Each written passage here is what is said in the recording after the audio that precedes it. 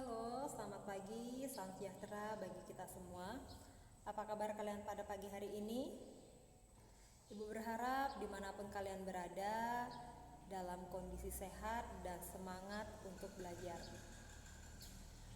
Pada mata pelajaran geografi kali ini, kita akan membahas tentang flora dan fauna. Pembahasan yang cukup menarik sekali untuk dibahas. Flora sendiri secara sederhana diartikan sebagai tumbuhan, sedangkan fauna secara sederhana dapat diartikan sebagai hewan. Dan secara umum, flora diartikan sebagai segala jenis tumbuhan yang ada di muka bumi, sedangkan fauna diartikan sebagai segala jenis hewan yang ada di muka bumi. Faktor-faktor yang mempengaruhi persebaran flora dan fauna. Yang pertama, faktor iklim. Yang kedua, faktor edafik. Yang ketiga, faktor fisiografi. Dan yang keempat, faktor biotik.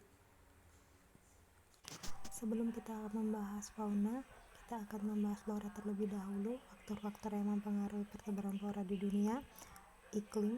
Iklim itu sendiri terdiri dari iklim dingin, sedang, tropis, dan iklim subtropis.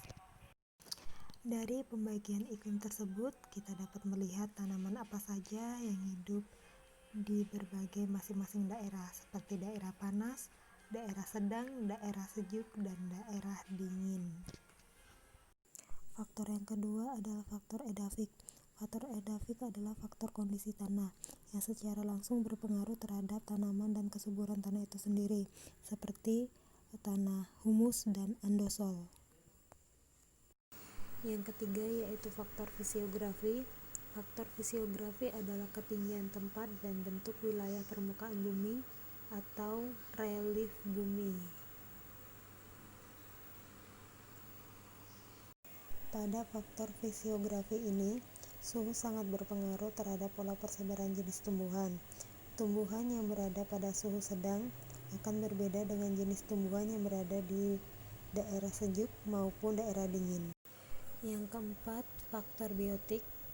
Manusia merupakan komponen biotik yang berpengaruh terhadap keberadaan flora di suatu wilayah. Ini adalah salah satu contoh kegiatan kehidupan manusia yang bersifat positif seperti menanam pohon. Dan ini kegiatan manusia yang bersifat negatif seperti penebangan pohon dan pembakaran hutan.